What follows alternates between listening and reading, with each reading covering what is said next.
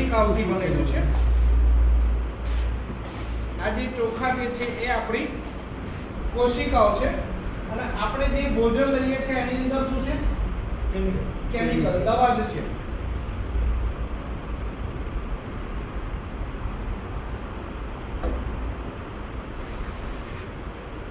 અને આપણું શરીર પાછું 75% પાણી તો બનેલું જ છે, બરાબર?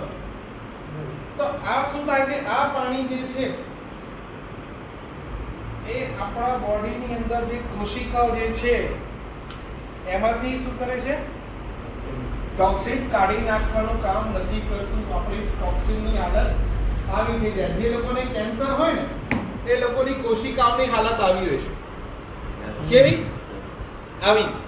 અને કેન્સર જે છે એ હંમેશા એસિડિક બોડીની અંદર જ થાય છે. એ આલ્કાલાઇન વાતાવરણમાં થતું નથી.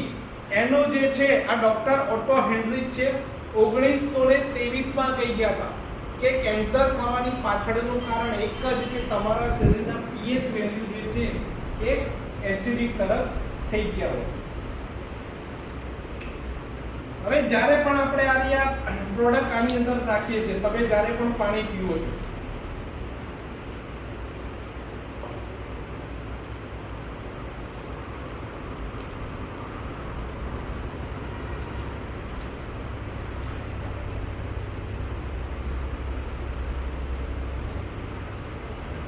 શું કર્યું?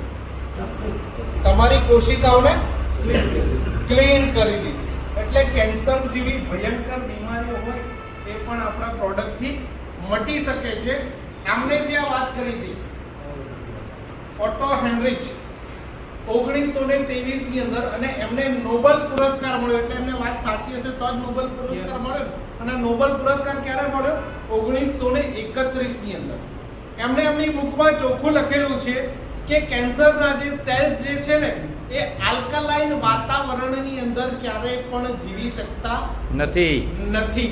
એટલે આપણી પ્રોડક્ટનું આ કન્ટિન્યુઅસ જો સેવન કરવામાં આવે તો કેન્સર જેવી ભયંકર બીમારી પણ આપણે મટાડી શકીએ છીએ અને આપણે આપણા શરીરમાં થવા દેતા પણ નથી. Thank you.